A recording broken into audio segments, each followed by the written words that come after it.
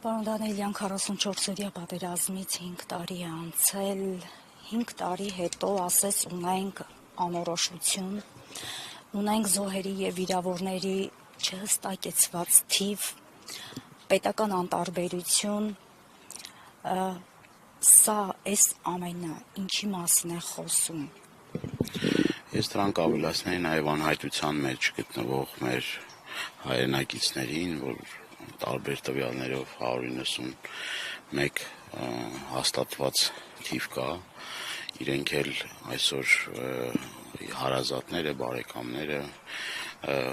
սպասում են լուրի, որովհետև դա էլ մի ուրիշ կարգի ողբերգություն է, որ մարդիկ 5 տարի է անցել և հարազատները, ծնողները առհասարակ տեղեկություններ չունեն։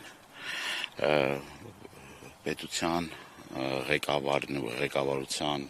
անպատասխանատվության արդյունքում մենք այսօր ստիպված ենք արձանագրել, որ արդեն 5 տարի է անցել, բայց այդ ուղղությամբ նորմալ պատշաճ քայլ չի կատարվել։ Առհասարակ պատերազմի և պարտության վերլուծությունը օբյեկտիվ չի կարող քննություն տեղի ունենալ, եթե իշխանության են այս մարդիկ, որովհետև իրենք անմիջապես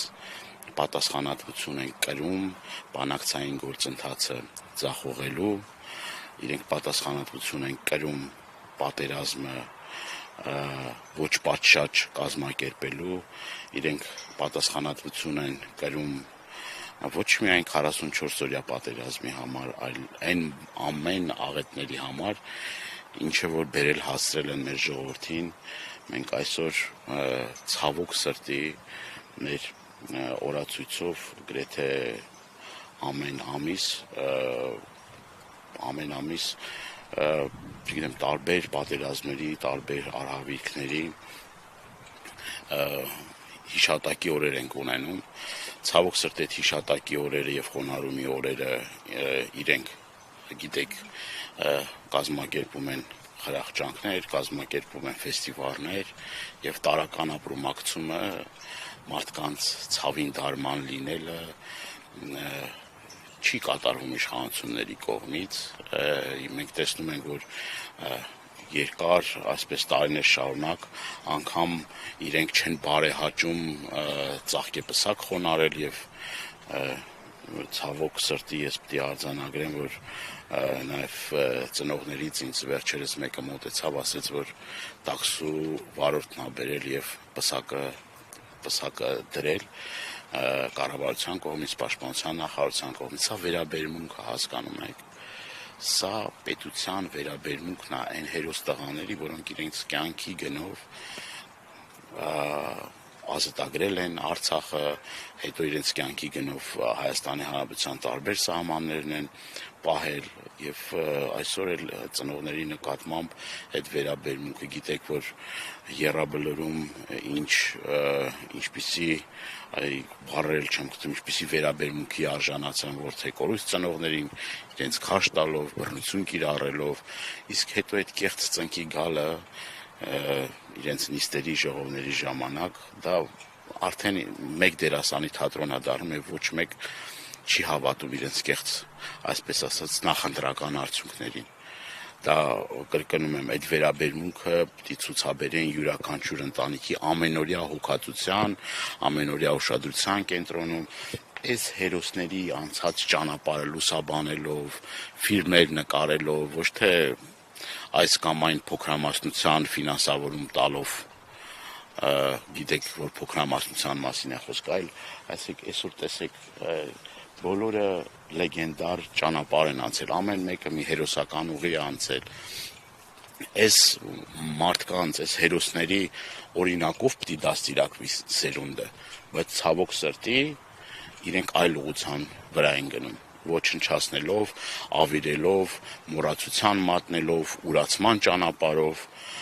մեր սիմվոլների դեմ արշավով, մեր խորհրդանիշների դեմ արշավով, արցախյան փառավոր ճանապարհ անցած մարդկանց հետապնդելով, աքսորներով, բերդերը լցնելով, քրեակատարողական հիմնարկներ, այսօր քրեակատարողական հիմնարկներում կան բազմաթիվ հերոսական ճանապարհ անցած մարդիկ, որոնք որ այսօր գտնվում են անազատության մեջ քաղաքական հայացքների պատճառով, որ դեմ են եղել։ Այսօր ես տեսեք մեր Ռոստինա Արայի տղան եւ այսօր իր հայրը անազատության մեջ է, այսօր Գարիկը Գալեյան, հերոս Մխիթար Գալեյանի ծնողը անազատության մեջ է, դա մեր անպատվությունն է, մեր ամոթն է, եւ տենց շատ մարդիկ, որոնք որ ամենաթանկն են տվել մեր երկրին, մեր պետությանը, մեր ժողովրդին, այսօր ստիպված են, չգիտեմ, բերդերում, չգիտեմ, զնդաններում, այդ վիշտը իրենց սրտում, այդ մորմոքը իրենց սրտում, այդ ծանր առողջական վիճակով էլի ինտեղից պայքարել հանուն մեր պետականության, հանուն մեր անկախության, հանուն հարատև Հայաստանի եւ նորից եմ կրկնում, մենք երբեք չենք կարող լիարժեք պետություն եւ ազգ դառնալ, եթե մենք արժանավույնս չենք գնահատում մեր հերոսներին, եթե մենք արժանավույնս չենք գնահատում հերոսացին ծնողներին, մայրերին, իրենց քույրերին, իրենց ընտանիքներին, եւ կրկնում եմ, դա պետք է ամենօրյա խոնարհումի, պատկառանքի, ուշադրության կենտրոնի, սերունդներ դաստիարակելու ճանապարհն է, միակ ճիշտ ճանապարհը, այս իշխանությունների օրոք դա անհնարավոր տեղի ունենա, այս իշխանությունները այլ ճանապարհով են գնում, որ գոհացնեն Ադրբեջանին ու Թուրքիային, սա որևէ ազգային մարդու, գիտակցություն, բարոյականություն ունեցող մարդու սրտով չի կարա լինի եւ չի կարա այդ տեսակ մարդը հանդուրժի այն ամեն ինչ որ տեղի ունենում։ Ես եմ շնորհակալ։